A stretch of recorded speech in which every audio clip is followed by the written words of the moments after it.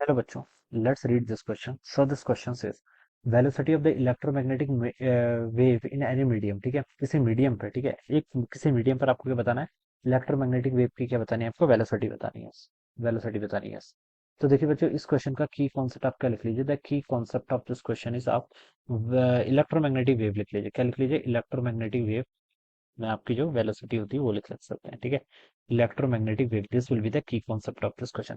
Electromagnetic wave देखिए क्या होती है. इलेक्ट्रोमैग्नेटिक वेव में आपके इलेक्ट्रिक फील्ड और मैग्नेटिक फील्ड क्या होते हैं? परपेंडिकुलर डायरेक्शन में ऑसिलेट करते हैं. ठीक है, और जो आपकी direction of propagation of wave होती है, it is perpendicular to the both electric and magnetic field.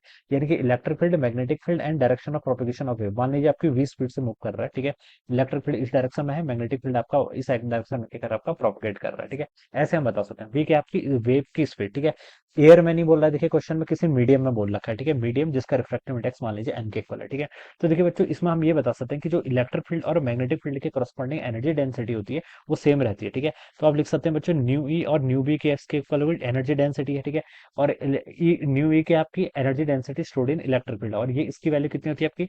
Epsilon not E square by 2. ठीक है, एप्सिलॉन नहीं, यहाँ पर आप एप्सिलॉन आर लिख लीजिए. ठीक है, सॉरी एप्सिलॉन आर नहीं, एप्सिलॉन लिखेंगे, सिर्फ एप्सिलॉन लिखेंगे. एप्सिलॉन हम किसी मीडियम के लिए डिफाइन कर रहे हैं. ठीक है, एप्सिलॉन नॉट ई का स्क्वायर डिवाइडेड बाय 2, ये लिख सकते हैं. This is the energy density stored in any medium. Alright, ये आपका ई नॉट है. ठीक है, this is E not. E not यानी कि जो आपका एम्पलीट्यूड है किसका? इलेक्ट्रिक फील्ड का. ठीक है, न्यू भी कितना होता है आपका? B square divided by 2 nu के इक्वल. कितना? B square divided by 2 nu के इक्वल. ठीक है, ये आपका यहाँ पर से आ जाएगा.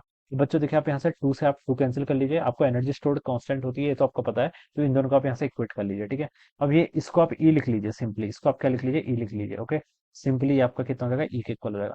तो बच्चों देखिए, यहाँ से मैं क्या लिख सकता हूँ? आपका ई का स्क्वायर डिवाइडेड बाय बी का स्क्वायर. इस टर्म को यहाँ से मैं लिख सकता हूँ. देखिए, 1 ओवर आपका न्यू और एप्सिलॉन, ये आपका यहाँ पर आ जाएगा. ठीक है, अब मुझे पता है, देखिए इलेक्ट्रोमैग्नेटिक वेव का जो वेलोसिटी का फॉर्मूला होता है वो किसके होता है? वी इज इक्वल टू आपका ई बाई बी के इक्वल होता है. ठीक है, तो यहाँ पर E square by B square है, तो मैं इसको क्या लिख सकता हूँ? वी स्क्वायर लिख सकता हूँ. V square is equal to 1 divided by nu naught और एप्सिलॉन. ठीक है, अब न्यू कितना होता है देखिए आपको, हमें पता है, देखिए जो आपकी रिलेटिव परमेबिलिटी होती है वो होती है आपकी न्यू डिवाइडेड बाय आपकी न्यू नॉट के इक्वल. ठीक है, ये लिख सकते हैं. और सिमिलरली हमें पता है जो आपका एप्सिलॉन रिलेटिव परमेबिलिटी होती है, ये रिलेटिव परमिटिविटी होती है, ये किसके इक्वल होती है? Epsilon divided by permittivity of the free space या फिर एप्सिलॉन नॉट. तो इस टर्म को देखिए बच्चों, अगर मैं यहाँ पर रिप्लेस कर दूं तो मैं इसको लिख सकता हूँ, यहाँ से हो जाएगा आपका न्यू आर न्यू नॉट, और ये हो जाएगा आपका एप्सिलॉन आर, और ये आपका एप्सिलॉन नॉट. ये टर्म यहाँ से इतनी हो जाएगी. ठीक है, अब इस पूरी टर्म को देखिए मैं क्या लिख सकता हूँ? ऐसे वी स्क्वायर. मुझे वी की वैल्यू बतानी, तो वी को मैं लिख सकता हूँ 1 divided by under root of, देखिए कितना हो जाएगा आपका? न्यू नॉट एप्सिलॉन नॉट और म्यू आर और एप्सिलॉन आर. ये टर्म यहाँ पर से आप कितनी हो जाएगी? ठीक है,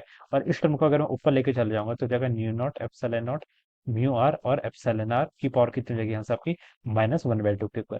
सो this is the velocity of the wave in any medium. किसी मीडियम में बोल रखा है. ठीक है, तो ए ऑप्शन हो नहीं सकता. देखिए दिस इज ए जो ऑप्शन है वो आपका एयर मीडियम में ट्रू होगा, लेकिन किसी एक मीडियम में बोल रखा है, तो इसका मोस्ट करेक्ट आंसर आपका ट्रू होना चाहिए. थर्ड में आपका देखिए, ये भी आपको स्पीड ऑफ लाइट की वैल्यू दे रखी है, इतना बट्टा एन होता तब ये भी ऑप्शन करेक्ट हो जाता, तो थर्ड भी करेक्ट नहीं होगा, फोर्थ भी नहीं हो सकता. तो ऑप्शन टू क्या होगा? इस क्वेश्चन का आंसर आपका करेक्ट आंसर हो जाएगा. Alright, this would be the answer. So I hope you all understood this concept. All the best and thank you so much.